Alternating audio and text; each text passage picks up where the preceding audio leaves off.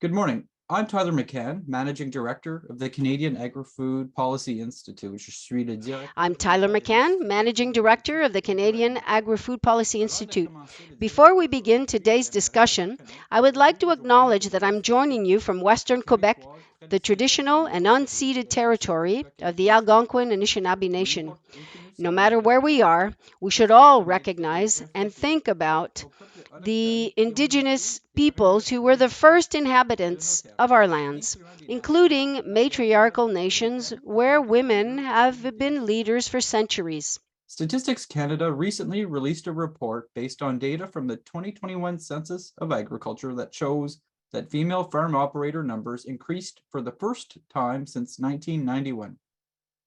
The article identifies where the net increase in female farm operators is coming from and looks at how female farm operator numbers are reflected in the face of the modernized and adaptation of the agriculture industry. We're excited to host today's webinar, the second CAPI webinar exploring the 2021 Census of Agriculture data. The work that CAPI does is made possible by partners like Statistics Canada. If you are interested in supporting CAPI's work as a knowledge or financial partner, or as an individual or organization donor to the Canadian Agri-Food Foundation, please visit the support page on CAPI's website. We have gathered several leading sector experts from Canada and the United States who will unpack what these numbers can tell us about the pivotal role female farm operators play in Canadian agriculture and what they mean for the future of agriculture and food in Canada. This morning, we will start with Matthew Shumsky from Statistics Canada, who will set the stage for us with highlights from the Statistics Canada report. Matthew's opening presentation will be followed by an open panel discussion with three experts where we will dig into the context behind those numbers and talk about what they mean for Canadian agriculture policy. During the webinar, we ask that you please submit your questions using the Q&A box on your screen, and we will do our best to answer as many questions as we can. I'll now introduce Matthew in advance of his presentation. Matthew has worked at Statistics Canada for over 6 years. He joined the Census of Agriculture program in 2017 and became the manager for releases for the Census of Agriculture at the beginning of 2021, helping to release farm and farm operator data in May 2022. He has a keen interest in statistics, population studies, agriculture, economics, journalism, politics, and hockey. Over to you, Matthew. Hello and good morning, everyone. As you may be aware, the Census of Agriculture released an article on November 23rd focusing on female farm operator numbers. But before I get going, I'd like to thank my senior management at Statistics Canada for their support in this endeavor. You know, it's always nice to have the support of management. So thank you, Cindy, Augustine, Evie, and our now departed AD, Sebastien. I would also be remiss if I didn't thank my two wonderful co-authors, Susanna Aklan and Jack Chen. You know, they're largely responsible for putting the vision together into an article. Jack is actually in attendance here with me today, so if there are any hardball questions following this presentation, I may direct them his way. And all the people behind the scenes, from Jenny Kendrick to Michelle St. Pierre to Leon Laborde to Kristen Baldwin and co. Thank you. I'm lucky to have such a great team to support me. Last but certainly not least, I would like to thank CAPI for having me here today. It's a pleasure to be speaking at this event today. So before we dive in, I'd like to point out that the November 23rd article and this subsequent presentation does not provide analysis for women per se. Instead, the analysis focuses on females, which refers to the variable sex at birth. Furthermore, this article in this presentation only provides analysis on female farm operators. It does not, unfortunately, include analysis on females in paid labor. The CAG program did not collect sex at birth information for paid labor. In other words, my presentation and the analysis presented on November 23rd doesn't capture what I would say the overall representation of women in Canada's agriculture sector. Now, having said all this, let's get going on what the Census of Agriculture analysis does include. And I'll start by saying that the majority of the analysis in the article on November 23rd is from our program's micro data. So only the provincial breakdowns or estimates at the Canada level, so chart 1, chart 2, and chart 4, are available in StatCan's CODAR tables. So this all started way back on May 11th, 2022, when the Census of Agriculture released a major daily article providing a snapshot of the agriculture industry. So sandwiched in the middle of the article was a piece of text providing information on the increase in female farm operator numbers. In fact, the section on female farm operators didn't even have its own dedicated subheading. While it was quite a small piece of text, it generated a lot of interest on the reasons for the increase in the number of female farm operator numbers. I recall fielding numerous questions on this very subject from media and public alike. So naturally, that's when we came up with the idea to develop an article to help provide some information that perhaps could tell the story about the increase in female farm operator numbers. Next slide, please. So, the obvious headline is that data from the 2021 Census of Agriculture showed that female farm operator numbers increased for the first time since 1991. That's when the Census of Agriculture started collecting data for up to 3 farm operators. But the goal of the article was twofold. So, for one thing, this article identifies where the net increase in female farm operators is coming from. Secondly, this article looks at potential reasons that may have in fact impacted the numbers.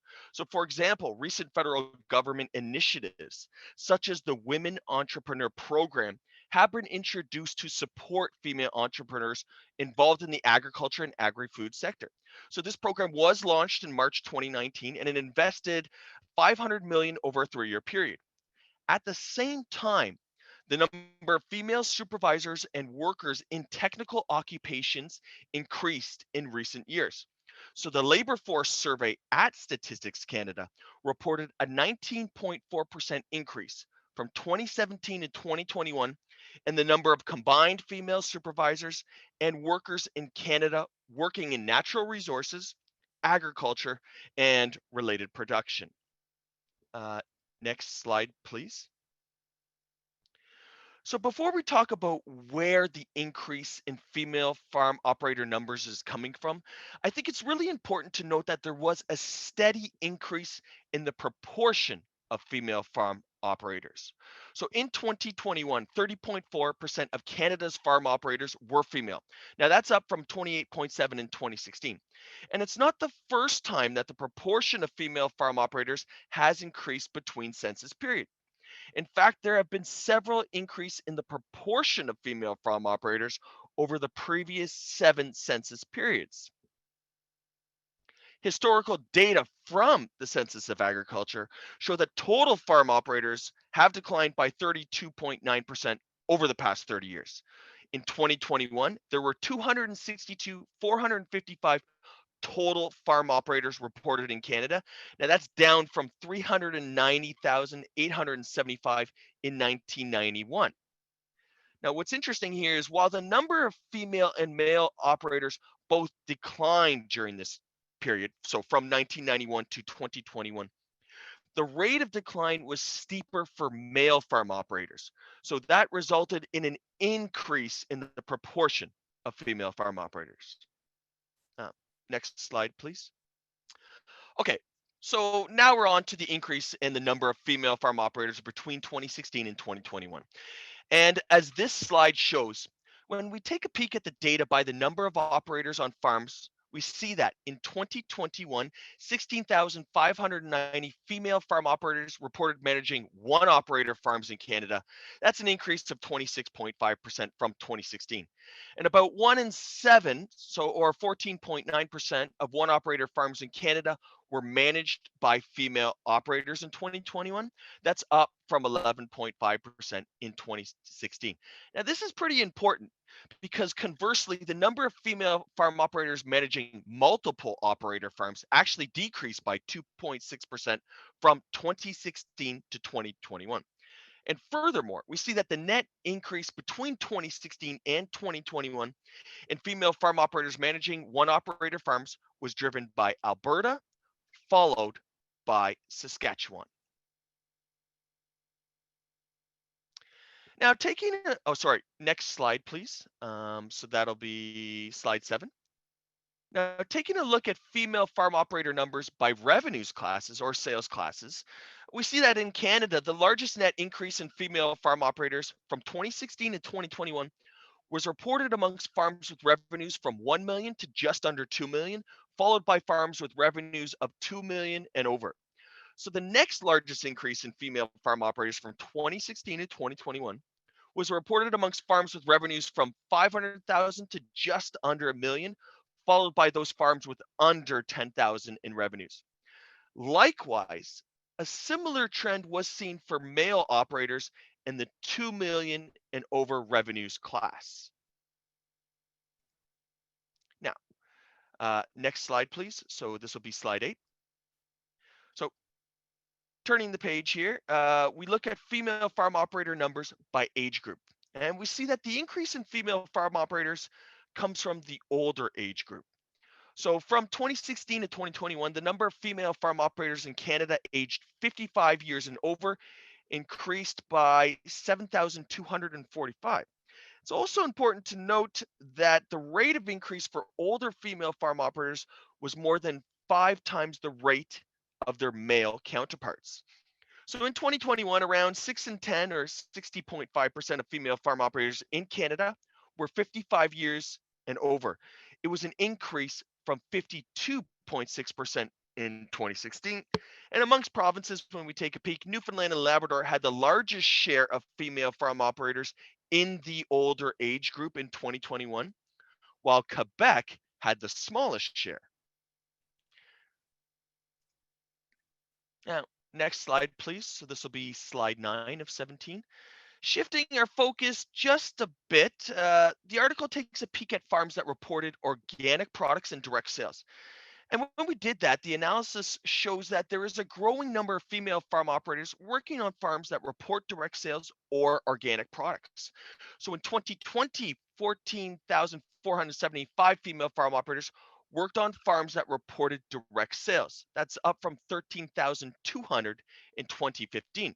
The proportion of female farm operators working on farms reporting direct sales also increased. And the female farm operator presence on farms that reported organic products, as I mentioned earlier, also increased. So in 2021, there were 2,560 female farm operators working on farms that reported organic products. That's up by 30.4% from 2016. Next slide, please. So this is slide 10 of 17.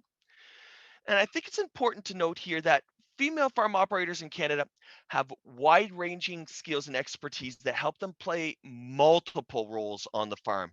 They can use leading-edge technology to improve efficiencies on the farm that can actually help sustain the environment. And we are seeing that there is an increasing number of female operators working on farms that use sustainable energy sources or technology.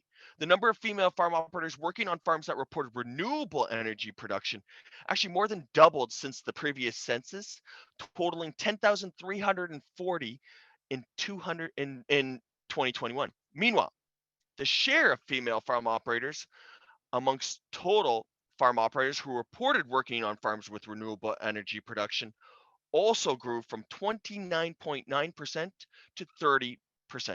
In 2020, over a quarter, or 25.7% of Canada's farm operators who worked on farms reporting fully robotic milkers were female farm operators. That's up from 24% in 2015. And additionally, the number of female farm operators who worked on farms with automated guidance steering systems or auto steer increased from 45% from the previous census. In 2020, there were 17,755 female farm operators who worked on farms reporting autosteer. That's an increase of 5,510 female farm operators from 2015. Next slide, please. So that'll be slide 11 of 17. So to off-farm work, where the number of female farm operators working off the farm is increasing at a faster rate than that of their male counterparts. So in 2020, there were 38,610 female farm operators reported working off the farm in Canada. That's a 10.2% increase from 2015.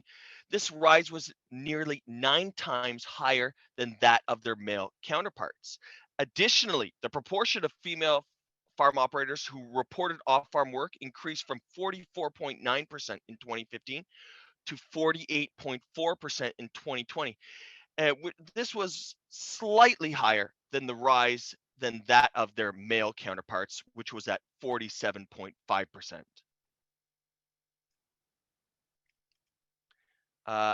Next slide, please. So this is slide 12 of 17. So we'll stay with off-farm work for a bit, and we see that operators aged 55 years and over are driving that net increase in the number of female farm operators working off the farm. So the net increase in the number of female farm operators working off the farm is entirely in those aged 55 years and over. In 2020, there were 19,300 female farm operators aged 55 years and over who worked off the farm. That's an increase of 5,520 from 2015. As a result, this group's share of total female farm operators who reported off-farm work increased from 39.3% to 50% over the same period. Likewise, though, the increase in the number of male farm operators working off the farm was also in the older age group. Next slide, please. So that's slide 13 to 17. Now, it's important to note that this article also provides some analysis on more than just where the net increase in female farm operator numbers is coming from. The article tries to answer the questions, where are female farm operators located in Canada? So, as was the case in the previous census, Ontario had the most female farm operators. In 2021, this province had 20,895 female farm operators, representing 26.2% of the national total. Alberta was second with 23.2%, followed by Saskatchewan and Quebec. Next slide, please. So this is slide 14 to 17. Meanwhile, the percentage or proportion of female farm operators in each province varied across the country, as you can see in chart 6 here. So in 2021, British Columbia had the highest proportion of female farm operators, so 39.7%. So of the 9,390 female farm operators working in BC, the largest portion of them worked on farms classified as other crops. By contrast, 1/5 of total farm operators in Prince Edward Island were female in 2021. It was actually the lowest mark amongst provinces. And of those 320 female farm operators in PEI, the largest portion of them worked on dairy and milk farms. Next slide, please. So this is slide 15 of 17. So furthermore, this article also looks at what types of farms female farm operators work on in Canada. So when we take a look at farm type, sheep and goat farms had the highest percentage of female farm operators. So in 2021, 41.1% of farm operators working on farms classified as sheep and goat were female. That's actually up from 39.7% in 2016. Conversely, oilseed and grain farms had the lowest percentage of female farm operators, with just over a quarter, so 25.6% in 2021. And that's data from chart 7. Next slide, please. So I'm just about to wrap up here. So this is slide 16 to 17. So if you are interested in more info on agriculture, you can head to our Census of Agriculture portal on the StatCan site. You can also visit our Census of Agriculture toolkit on the census engagement page. It's like a one-stop shop for all of your CAG releases, as well as our social media and outreach content. And if you're interested in more than just agriculture data, please check out the daily StatCan Plus and My StatCan. There's lots of great stuff there. And my last slide. Thank you. Merci beaucoup tout le monde. I'll end off by pointing out that if you are looking for more info on female farm operators, feel free to visit the Census of Agriculture Farm and Farm Operator Data Visualization tool. So that actually harnesses the power of our quota tables and kind of puts it in a digestible format. And we also have a really cool and neat infographic, a portrait of Canada's female farm operators. And that was actually done by the co-author, Susanna Acclaim. So thank you. Merci. And that's the end of my slideshow. Thank you, and merci, Mathieu. Thank you for that presentation. Again, I think it did a really good job of telling us what the census tells us, but now it's time to dive a little bit deeper and to try and explore the context and the information behind what's happening behind the numbers. I have a few questions. We've got 3 panelists that are going to join us for this discussion, and then we'll bring Matthew back in afterwards. But I've got questions that I will ask. One question that I'll ask each panelist to start. But audience, please feel free to use the question and answer function. I saw one earlier around if the presentations were available. Those slides are in the chat if you would like to go and find them. So I'm going to start with Claudia Schmidt as our first panelist. Claudia is an assistant professor of marketing and local regional food systems at Pennsylvania State University. Her research focuses on diversification options for small-scale ag producers and processors. Before joining Penn State in 2018, she did spend time in Canada working in the Canadian private agricultural research sector for over 10 years, where she conducted applied economic research for producer associations, nonprofit organizations, and all levels of government on economic issues covering a wide range of agriculture commodities. Claudia, I know that the two countries are not the same and there are some important differences, but your research in the United States has been able to go deeper from what we can tell in the census. And you've been able to draw some interesting conclusions on what attracts a woman to agriculture. Can you tell us what your research has found to be some of those reasons and what other data you've been able to collect to unearth some of the drivers influencing how women are involved in agriculture? Thank you, Tyler. That's a great question. And I actually prepared a slide, if Edmund could please pull it up, that has a nice map. Who doesn't love maps? There we go. Thank you. And also thank you, Matt, for your great presentation. These are some really some interesting trends, and I'm looking forward, and I'm glad that we're having this discussion today. So we looked at women farmers in the United States. Our census is as well every 5 years. Our last numbers are from 2017. So when you look at this map, it shows the share of women-operated farms in the United States. And you can see there has been this huge increase in 2017. But what actually happened is that the USDA changed how principal operators are counted in the census. So up and including 2012, only one principal operator was counted, but in the 2017 census, up to 4 operators are now counted. And this is where we saw that huge increase, but it definitely garnered a lot of attention when people saw that.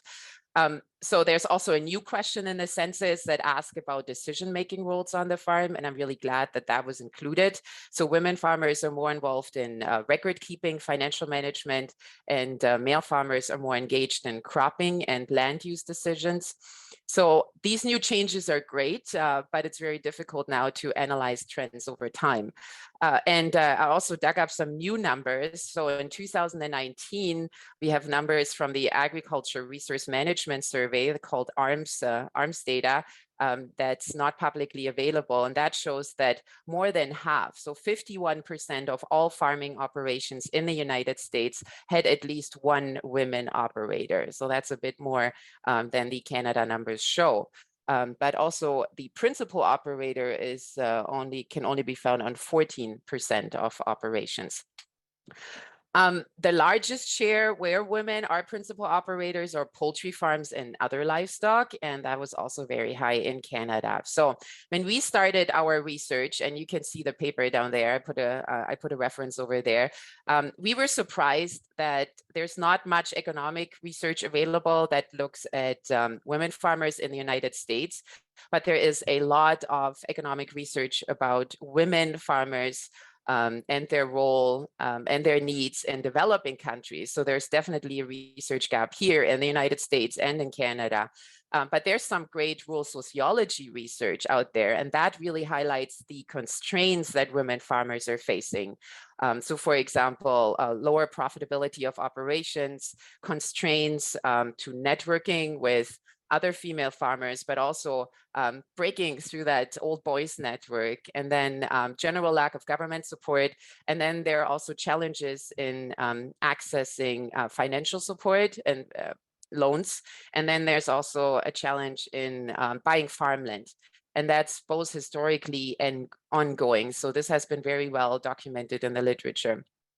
There was one study in 2020 by Fremstad and Paul, and that was really the first study to look at this issue. And they used 2012 farm level data. Again, that was ARMS data.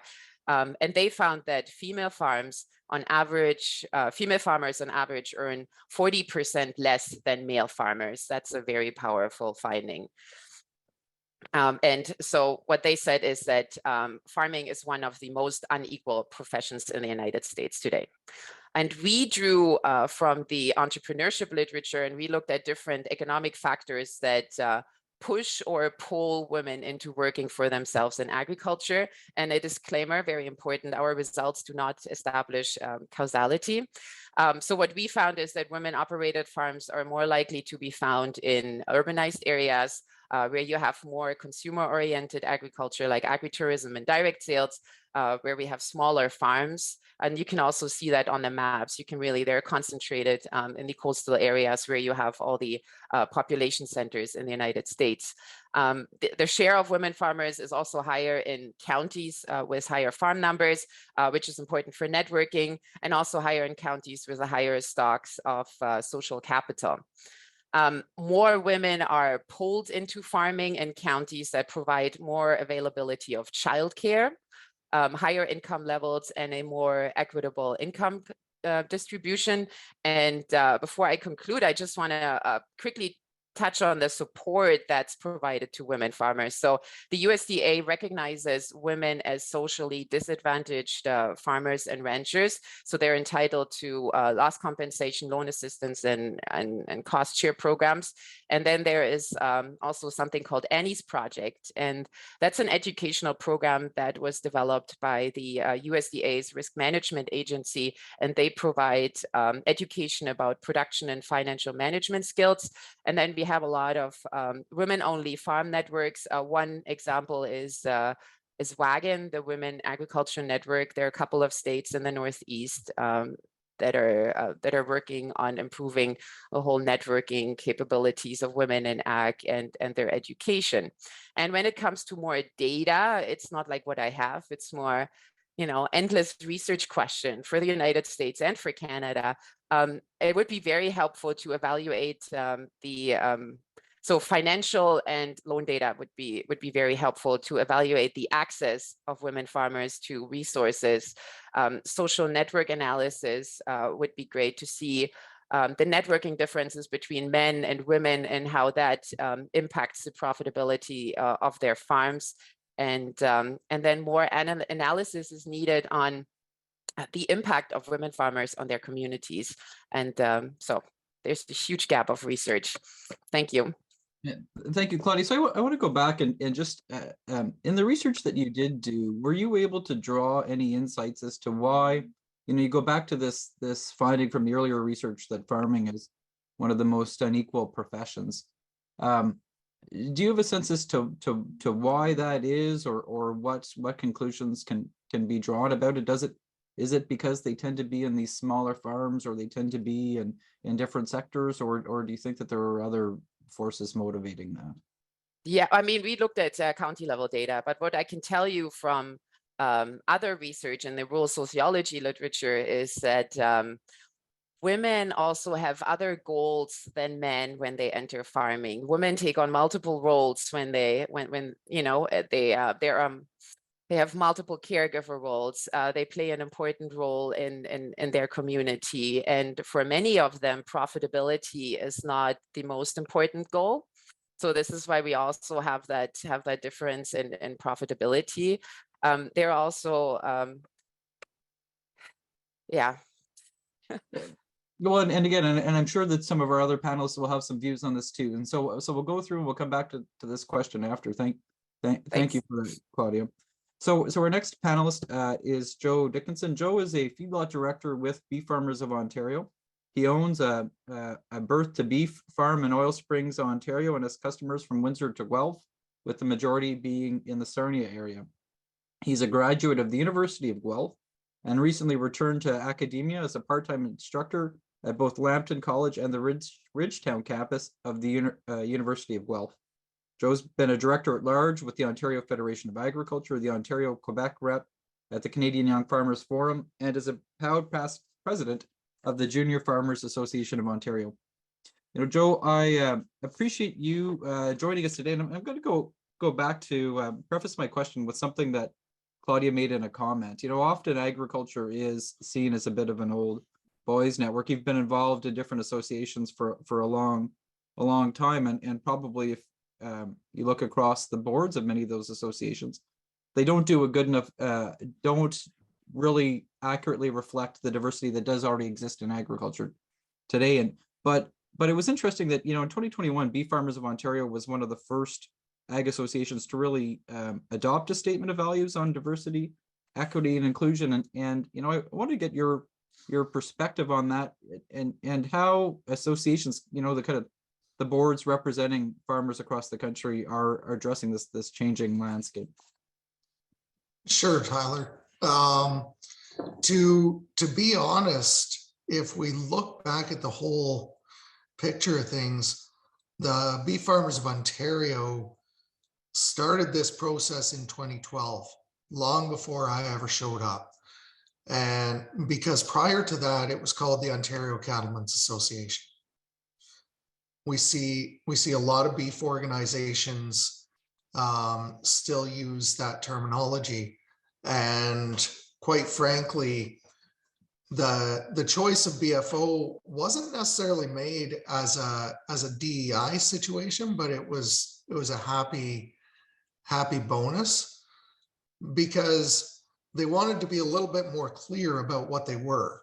And it was an organization that represented beef farmers, because outside of association or organizational terms, cattlemen do not exist.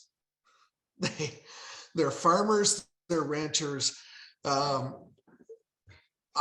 never ever heard somebody call themselves a cattleman or a cattlewoman. But what got the ball rolling with the BFO and our DEI statement started off with a conversation between two directors, myself and Jordan Miller, during the George Floyd situations in 2020. And we felt that I'd posted a story on Instagram and Facebook and Twitter about my real wake-up call to how privileged I am when I was down in Nebraska for a conference in 2012. And myself and my friends, I could get through the door of the bar without any problem whatsoever with my Canadian ID.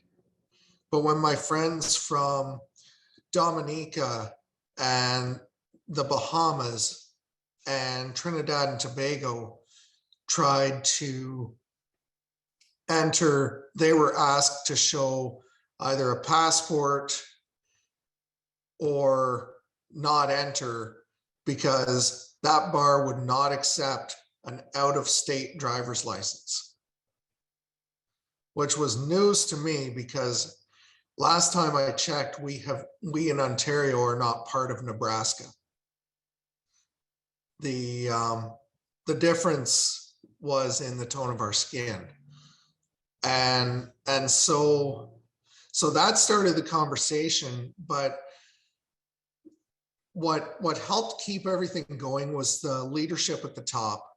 Our president at the time, Rob Lipsett, our general manager, Richard Horn, were on board with it almost before we presented it to the board. Our staff has been amazing, and we have most of our diversity is seen more in the staff side of things than it is in the actual board. And our staff are incredibly important to us achieving what we need to do. And we realized that when we talk about agriculture, we're not just talking about the farmers, we're also talking about the processors, we're talking about our consumers, we're talking about chefs, and there is a ton of diversity in agriculture, but it just may not be seen at the farm level. And even thanks to Matthew's excellent presentation, we see that there is diversity there, and we know that it's there, but having it better recognized is something that we need to do. And so what we felt was we had to put out that statement of values so that we could start moving towards seeing some diversity. We did get a little bit of pushback, and originally our plan was that we would put that statement of values on our website, and if somebody wanted to see it, they could find it, and we'd carry on. When we started getting pushback, that's when we made the decision that we had to go public with it. And that takes leadership, and that takes a backbone that I'm really grateful we had within the organization, because not only did the leaders within the organization think that was the right move, so did the people on the board sitting behind them. And we had to do that to make it very clear that we were not going to be bullied out of advocating for a more inclusive organization. Now, Joe, so I'm curious. So I've got two kind of follow-up questions. When you talked about getting the ball rolling, and so I'm interested in kind of where the ball rolls to next, and where you see the next step in that evolution. So maybe I'll ask you a second question after. Okay, yeah. So the reality is sometimes it feels like the ball's rolling down a mountain, and I don't necessarily know what direction it's going to go in from one day to the next. Because the reality is, when we're talking about DEI issues, the first thing we have to do is we have to educate ourselves. And it's ironic, this actually was not intentional. I just wanted a nice neutral backdrop, and I love having my cows on pasture, so I use this picture. But in terms of the DEI training that we had with BFO, this picture actually has an even deeper significance, because during the spring and summer of 2021, the BFO entered a partnership with Bloom, which is a DEI training company out of Toronto. And the beauty of Bloom is that they kind of choose their clients. If all you're doing is like a one-dayer or a couple hours, so you can mark a checkbox and move on, they don't want you. So they take the people that are serious and willing to learn and willing to listen and engage. And so we worked out a schedule. I believe it was about 12 sessions, about an hour a day, or about an hour at a time, through the spring and the summer, that we would engage with the DEI training and start to understand how we can have those tough conversations and how we can challenge ourselves. And I know that I took a few of these calls standing in this field. So that's where I'm tying it back a little bit. So training is first off. The second is to understand that we're talking about a number of different communities. And so sometimes what we have to do is we almost have to triage. And if there's a community that needs to be a little bit more amplified, or a little bit more sensitivity is given to them, we adjust our training accordingly to address that. And then it might be a different community down the road. Our consumer relations group have done an amazing job reaching out to influencers on social media that are outside of what we traditionally think of in terms of beef farmers. And they can be chefs, they can be consumers, but we want to bring in people with different backgrounds so that they can show different ways that our product can show up in a person's everyday life. We also are very involved with Feed Ontario to ensure that we can get food out to everybody, especially when times are this challenging. And we've been working with Agscape as well to make sure that background on our industry is getting out to a larger audience as well. Great. So Joe, I'm actually going to save my second question for you for the group after. So we'll come back to you after. Thank you. So le prochain panéliste. The next panelist is Janine. The next panelist is Janine, comes from an agricultural background and is the sole owner of Ferme Equinox, where she grows vegetables and cereal.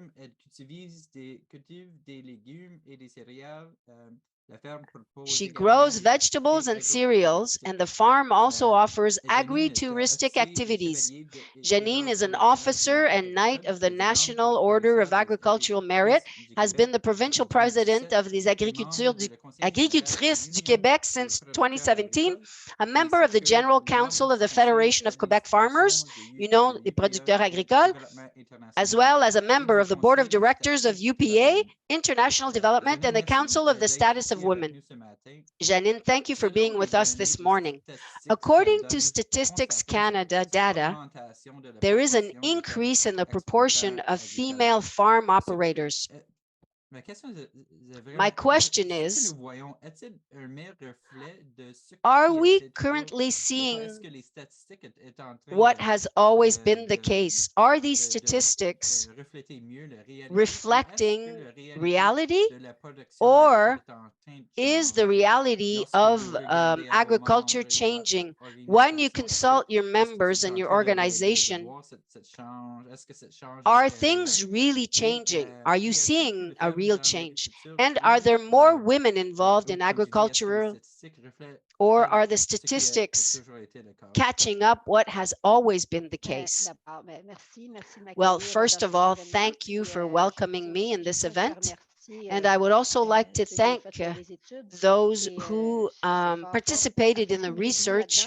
What I'm really happy about this is that we're finally getting interested in the involvement of women in agriculture, because we have to recognize that women have always been present in farming.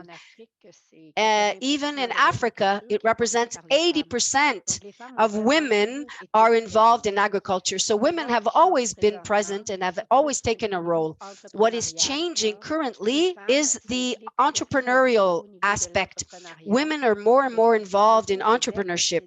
And in Quebec, it has only been since 1989 where a woman can have access to farming loans without her spouse's approval. So that made things easier for women to become owner or co-owner of a farming operation. In Quebec, in 2008, we estimated that we had about 25,000 women in agriculture, but they weren't necessarily owner or co-owners. So 25% were only owners or co-owners out of 25,000 women farmers. And we also noticed that the distribution of tasks is always based on stereotypes. So generally, the domestic work, taking care of children, groceries, etc., were mostly done by women, and men were doing remunerated work. And a recent study done by the Secrétariat de la Condition Féminine shows that women don't necessarily see themselves as women farmers or as entrepreneurs. And these are things that tend to be changing. And there's another study that showed that women in Quebec, there's more than $108 million that are not paid out or to women there because their work is not being recognized as being work worth paying for. And so here, if we think about the 1990s in Quebec, women had access to funding and were able to buy shares in the organizations through provincial funding. So this had a huge impact on farm operations. And we were talking about the Agriculture Canada funding program for women also made a difference. And so I've also noticed that the data could be more gender-based. We could look at statistics in terms of farm loans or farm credit and how many women have access to those. And it would be interesting to capture this kind of data. Thank you, Janine. I'd like to go back to something you mentioned earlier. So this transition from a woman who was present on the farm and went from that to a manager or entrepreneur or more involved in the farming operations, could you perhaps explain the impacts of this transition and what it means in terms of your experience? Well, the impact are significant because the fact that women are now entrepreneurs creates a diversification in the field as well as economic contribution in the areas. And I would also mention that there are more and more women who are registering to agricultural schools. So this will have an impact in the future on farm ownership or co-ownership. And perhaps I'm not answering your question exactly, but women, well, credit and farm loan should also be offered to women who are more than 40 years old.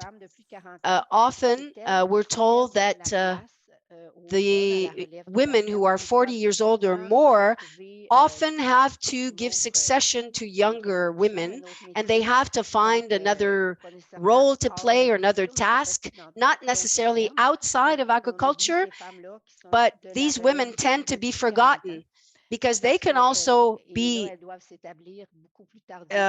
succession, because they tend to establish themselves as farmers a lot later on in life than men. But to answer your questions, yes, women farmers do have a program called Dimension E, which supports women entrepreneurs, whether it's to start an organization or to seed or transfer ownership of their business. So it's a wonderful program that supports women, and it makes a huge difference.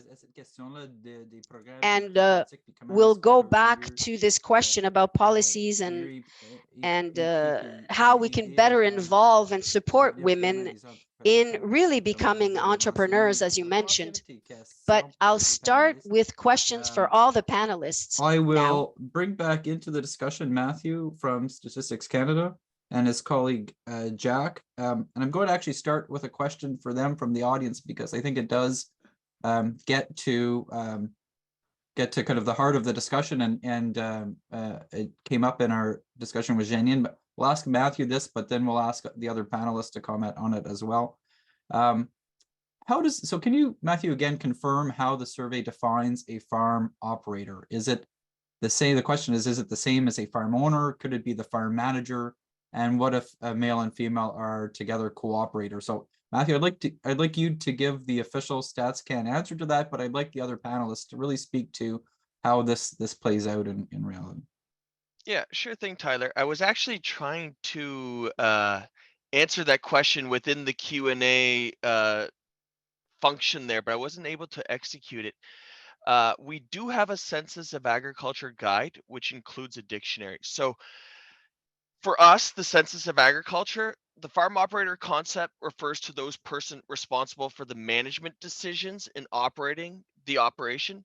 So while they can be owners, tenants, or hired managers of the agricultural operation, it includes those responsible for management decisions pertinent to specific aspects of the farm. So planting, harvesting, raising animals, marketing and sales, and making capital purchases and other financial decisions. So I'll just be clear. I said they can be owners, but the Census of Agriculture doesn't actually collect information on farm ownership. So there is a little bit of a divergence. I just wanted to make that clear. Thank you, Matthew. And so maybe to Joe first. I'm sorry, go ahead. Sorry, I forgot to answer the second part. The second part of your question was, sorry, if there's multiple operators or it's a co-operator arrangement. So am I interpreting that as multiple operators? What if a male and female are together? Yes. Yeah, so you are able to report to up to 3 operators. And as I mentioned in the analysis, maybe I didn't do it clear enough. So there are multiple operator arrangements, and there are farms with only one operator. So both can be counted, but the key is that, like, for a Census of Agriculture questionnaire for one farm, you can only report up to 3. But it could be a female and male, it could be all males, it could be all females, or it could just be one female or one male. Yeah, thank you.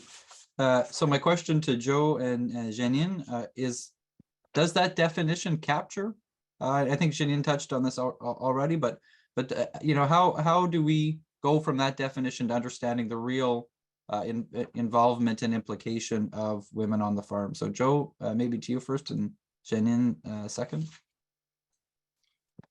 I think the reality is when we're talking about women on the farms, a lot of times it's been very underrepresented, their role as operators.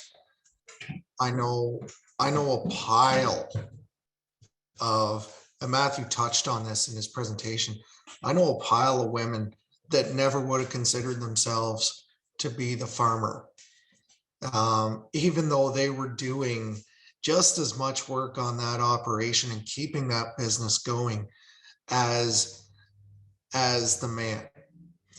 I think there's also been a lot of situations where even if the woman self-identifies as an operator, she gets kind of fluffed over by somebody coming in from the outside.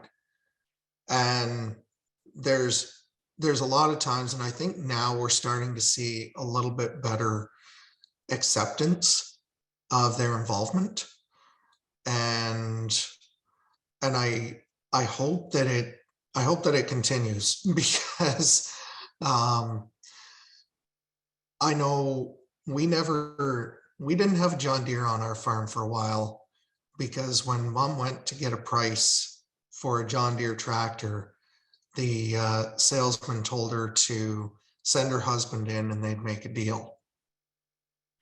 Yeah, I mean, those stories are, you know, unfortunately, that again, those are not just historic stories. I mean, we hear of that happening today. Again, you probably didn't hear it, but I had a tractor going in the background. Again, that's my wife feeding the cows this morning while I'm here with you. And again, this is it's not a shock to hear that. But Janine, j'aimerais avoir ton point de vue sur la question. What is your point of view on the issue of hesitation for women to identify themselves as the entrepreneur or the farm manager? Does that reflect the reality of your experiences? Yes, totally. It's a cultural phenomenon. And studies have shown that women are very insecure. I'm sorry. Excusez-moi.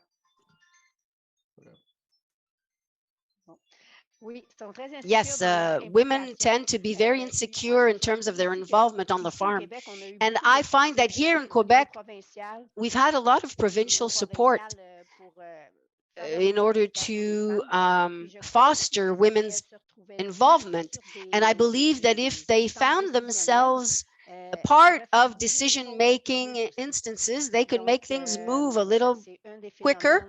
And so this is one of the things I believe that could make a huge difference. And Claudia, I just want to ask, is that definition that Matthew talked about, does that reflect how these women are the role of female operators is measured, or do you think that we're capturing this right when we're asking the question in the census and other surveys?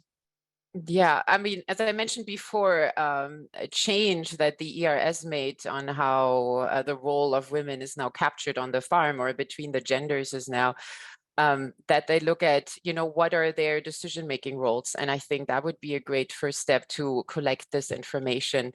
Another point I want to make that somebody also mentioned in the Q&A is that women very often support the farm work with off-farm work, right? Especially in the US, somebody sometimes has to work off the farm to get health insurance, which is a huge issue here. But even in Canada, I mean, even if you do have OHIP, you need additional insurance as well. And very often women take this role on. Thank you. And so I guess this is a question in the chat around this finding that women with lower farm income than men may have off farm income as well. But I think it's interesting to when you see that increase in farm operators that Matthew talked about.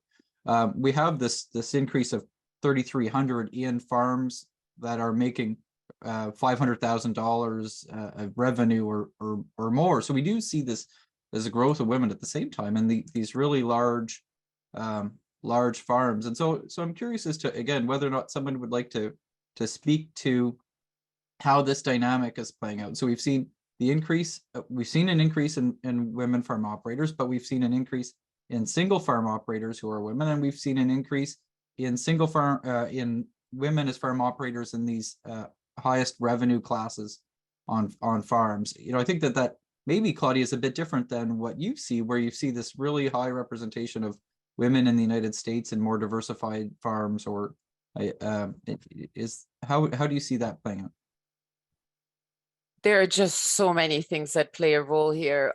One thing I just want to point out is that we see more women now in these leadership roles is because there is some research in the entrepreneurship literature that men and women tend to look to their own genders as role models. And as we see more and more women being these role models, we see more peer support and more women, and entering the sector and having these and having these leadership roles. Sorry, what was the other question? So this is where again, I find that there's a bit of, I don't know if it's a conflict between the data. I don't want to say that, but the farm size. We have the data that says that women tend to have lower farm income, but we also see that the growth in women are single operator farms, and the growth comes from women operating farms that are in revenue classes of more than $500,000 in revenue, and so that says to me that the growth is actually probably not coming in women from small farms or diversified farms, but women that are becoming farm operators of large farm businesses. And so I'm curious as to how you reconcile almost that kind of that overrepresentation or that gap in farm income with this reality. Yeah, Yeah. so it's the leadership role, but also there are now more women than men enrolled in agriculture programs at universities. So that's another reason why women are going for the bigger farms. But there's also now in the United States, there's more interest in these small farms because women are more interested in sustainability and, you know, having a side income if you are in a rural area. But I would say it's better education and better peer support. And also when we look at the older women, there's also some research out there that there are also a lot of widows that are taking over the leadership on farms. But I still would like to see more research on that and more data on how that rolls out. Thank you. And so Claudia mentioned peer support, and I think that that's come up in a couple of the different discussions that we've had so far. And I will note again, I think it's interesting to see. So we've got the president of the Canadian Federation of Agriculture as a strong female farm leader. We certainly are seeing more of them, but if you look at even the representation of the diverse of farm operators by sector, we're probably not doing a very good job of ensuring our farm associations are even meeting that representation that exists within their sector. But I'm curious, maybe Janine, on va commencer avec toi, puis Joe will come Perhaps to you after. Janine will start with you. Janine, how is your association supporting women who want to become entrepreneurs or women farmers? You referred to an existing program. Could you perhaps give us a little more details on this program and other activities, other support activities? Yes. Earlier, I was talking about Dimension E. This is a program funded by the federal government. It helps women do startups. They have access to 1 hour of consultation from a fiscalist, a lawyer, a notary, an accountant. They also have access to a database, a research database called CRAG. So the research center, the Quebec Agricultural Research Center, and they're also part of co-development cells, which is free when they're members. And all of this is in support to them. And they also receive individual coaching when it comes to their own organization or the questions they might have while they're managing their own farming operation. And the fact of being members of Les Agricultrices du Québec, without needing to be owner or co-owner, allows women to sit on the board of women farmers. So this is one of the only accesses where they can be part of the UPA. So we need to know that 27% of women are co-owners or owners, but there are only 12% of women on the board of the UPA. So we still have a lot of work to do in that respect. And so the women farmers are really working hard to have a better foot in the door. On the question of work that needs to be done, you've been involved in several different associations. You've looked at different policy tools and at the Young Farmers Forum and others. Where do you see kind of the policy solutions that come to these issues? And again, we often think about policy in the government context, but I wonder if there's anything that comes to mind about the broader policy context too. Is that peer support facilitating that work part of it, or do you think that there's more that could be done? I think there's a number of different things, Tyler. I was just talking with one of our staff members prior to this, and the Junior Farmers Association, when the organization was first formed, was they actually had a rule that their executive had to include at least one woman. This was in 1944. Now, they don't need to invoke that clause anymore. One of my good friends was the only male on executive the year before I joined provincial executive in the early 2000s. But it's always a bit of a balancing act between having diversity on the board and avoiding tokenism. You want to make sure that a person feels that they're there because they belong there, and not just because they fit some sort of criteria. So what we need to do is we need to do a lot of work, especially a producer organization like we have, where we can actively recruit potential new directors, where we make it comfortable for them to be there, both in how we behave towards them, but it can also be as simple as the organization's name in some instances. An example, Janine, I hope this comes across correctly. My family is from Quebec originally, and the UPA used to be the Union des Catholic Cultivateurs. And if my family, who had been in Quebec since the 1800s, were surrounded by French Catholics and were staunchly Anglo-Protestant, were asked to go to a meeting of an organization called that, their response would come back in 2 words. They'd both be English, but everybody would understand them. And so the fact of the matter is, sometimes it can be something as simple as looking at some of the founding documents of your organization or your name and making sure that it's something that people can feel comfortable being a part of. And the other thing is, as cliche as it is to say, allyship is a verb.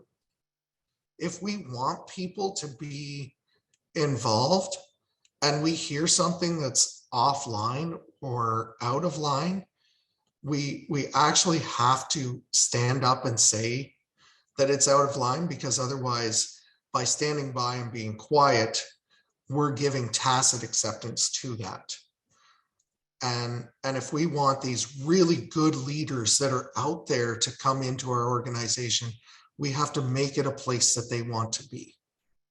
Well, and so and that's certainly an important role. And so a question just came in the chat around this reality of family responsibilities, raising children, for example, making it more difficult for young women to get involved in associations and boards. I think, Claudia, your research would show that it's not just a question about getting involved in associations and boards, but in assuming the leadership role on farms as well. And so we often think about policy in the agriculture context, but I wonder if Claudia, maybe you could speak to what your research shows, and then Jeanine, if you could answer this next. What does the broader social policy look like in encouraging more women to become more involved and take on more of these leadership positions? How much of it does come down to issues like childcare? So I know the situation is different in the US and it's evolving in Canada. But Claudia, what is your research showing on this? Oh, from my time in Canada, I can tell you that we also had issues with childcare. So it's not available everywhere, right?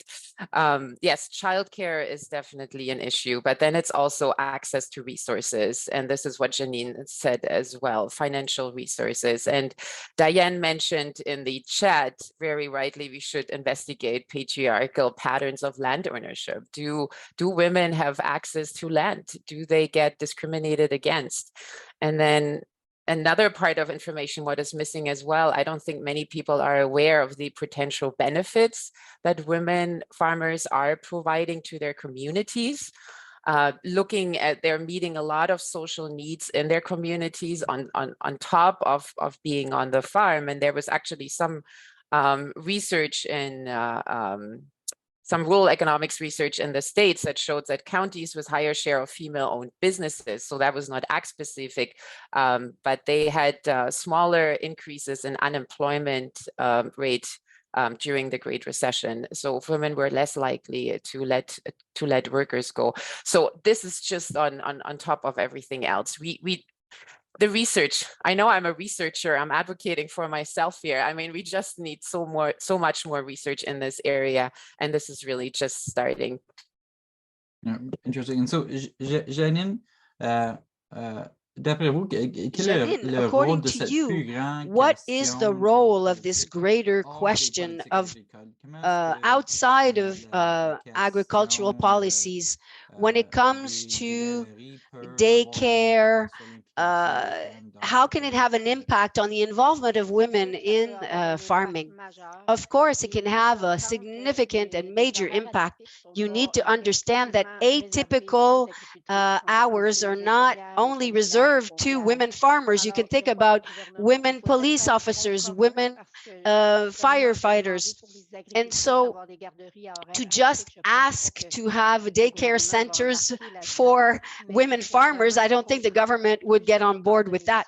But we need to understand that there are many different occupations that have different schedules. Women farmers have always found a way to manage, whether it's through their network of friends or network of community. Women keep their communities very dynamic. And so in that sense, women farmers are working hard to ask for daycare centers in rural areas. I took part in a breakfast meeting during a conference in Ontario, and I mentioned the fact that perhaps labor co-ops could be established to facilitate access to not just work on the farm, but it could be domestic work. Very often the woman would like to get involved in her own organization, but would like to have support at home with the children. And so these are some of the ways that could be thought of to help women in rural areas work on the farm, but it remains an issue. And so Claudia referred to the benefits of having a better involvement of women in the farming industry. When we see that there's a labor shortage all over, which is an increasing problem for producers and farmers, this labor shortage is leading people to think about new solutions. But clearly, the resource for labor should be more diversified than the existing labor in this sector. So, Janine, do you think, and I'm going to ask the same question to Joe and Claudia, how can we ensure that the approaches that we undertake can ensure that we are attracting and encouraging women to use, rather, that we can look at this section of the population to fill the labor shortage. When we look at the Canadian Association of Food and Beverage Canada, the programs they're looking at, diversity is one of the pillars of this strategy. So are they more aware of this issue of diversity? If we'd like to fill the gap in terms of labor shortage, well, I think we are aware. We have always been aware. Women are there. Women have always supported farm operations and have not always been remunerated. But women are there.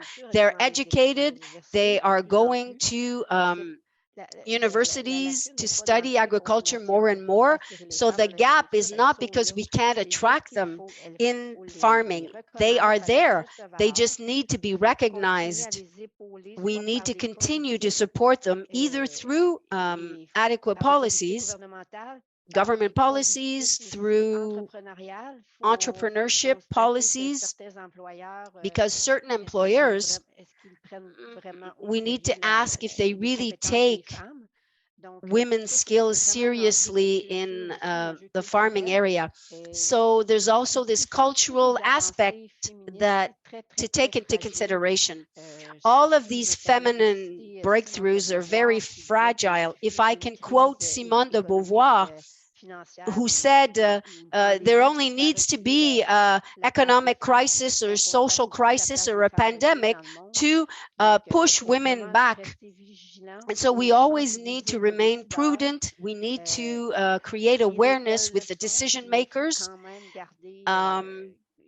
We are aware, they are aware, but we still need to be very vigilant and keep communicating with women so that their role can be recognized accordingly.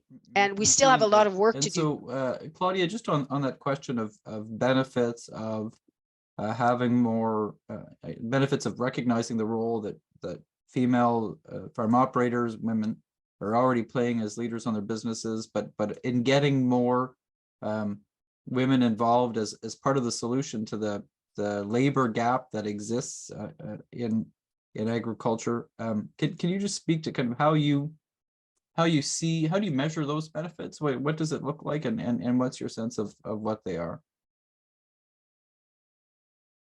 Oh, you're muted, Claudia. I'm sorry, the usual Zoom saying. It is difficult to measure these benefits. It's just, as it turns out in the literature, I mean, some studies show that women don't enter agriculture just for profitability, as I talked about it before, but also they want to produce sustainably. And they want to meet the social needs of their community, and this needs to be recognized. And I have not seen much research that looks at the benefits that women provide per se.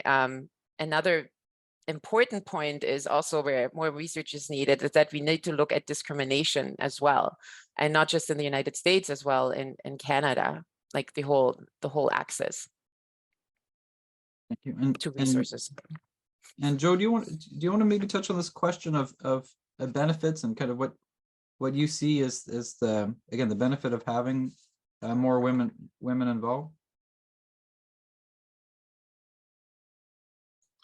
Certainly. Long story short, we need the different perspectives that can be brought in, and so whether sometimes when we get those different perspectives, those different backgrounds, they end up bringing in a different ideas or different ways of doing things than what a more uniform board would provide.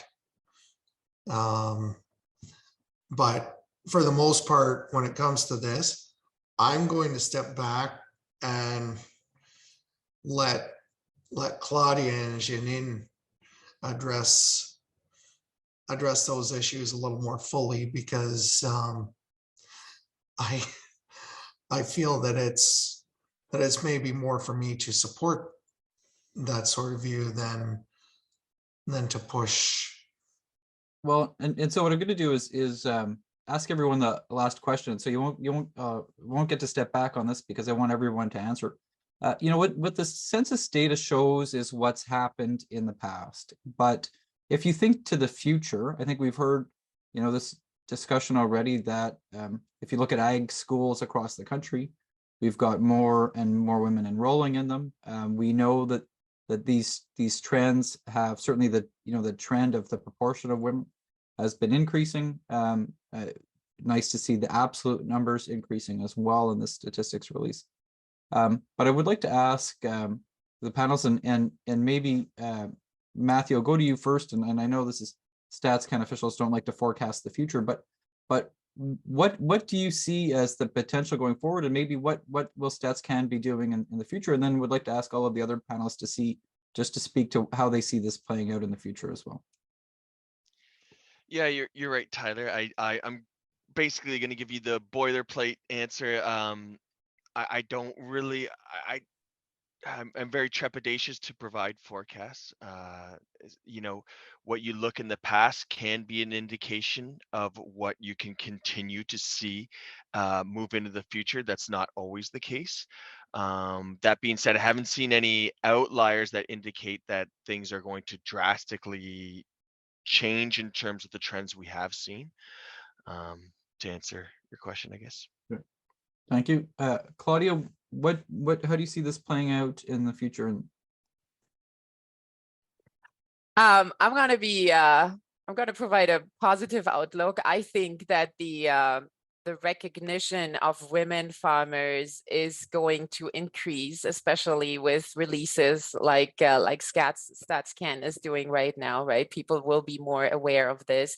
I hope there will be more research happening when it comes to barriers, discrimination, and better entrepreneurship support, looking at the impact to really highlight the role and why we should support women farmers, because we don't want to advocate, just saying, women farmers are better than male farmers. That's just not the case, but we need to investigate this further.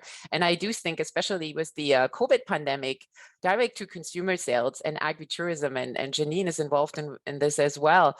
The importance of this has increased tremendously, and I cannot wait for the US census to come out, because I do think we will have a lot more agritourism of farms. And this is really where research has shown that women can play a stronger role in educating the public about agriculture, being involved in direct to consumer sales. So I think this will gain more in importance. Thank you. Joe, what do you see in and out of the classroom now that you're in that role, but how do you see this playing out in the future?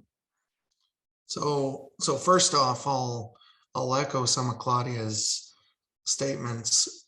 We have definitely seen an uptake in more direct to consumer trends and more consumer connection between producers in terms of direct sales, in terms of ag tourism, that sort of thing.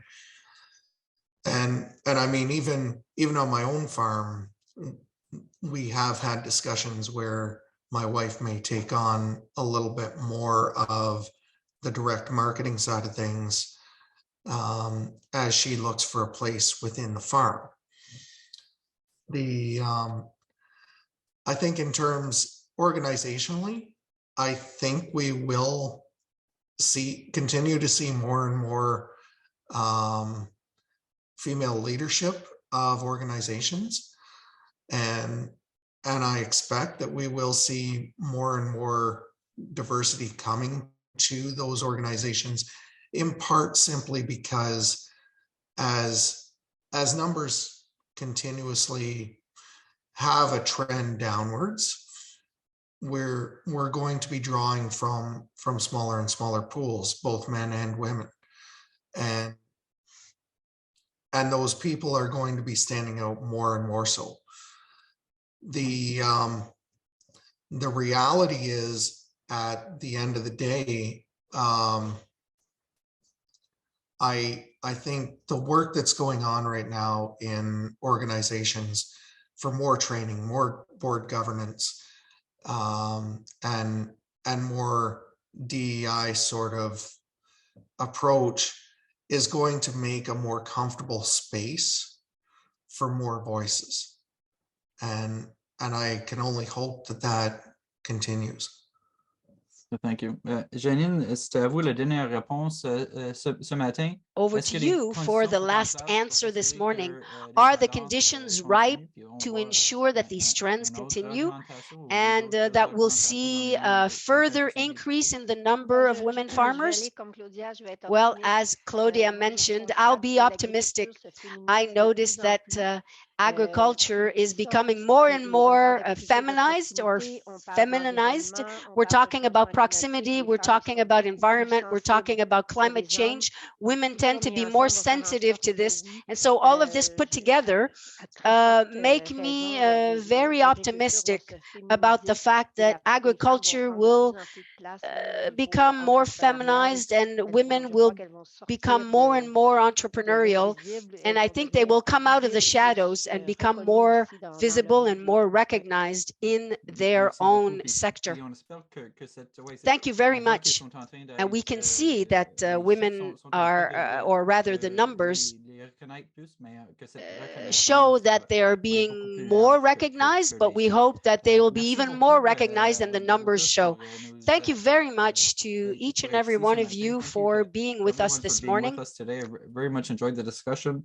CAPI will be hosting a webinar next week looking at the trends over the last year and into the next year. Please go to our website. You can find out more for that. Thank you all again to our panelists, and thank you to all of our participants for watching today for our discussion on this really important topic. Thank you, and have a great day.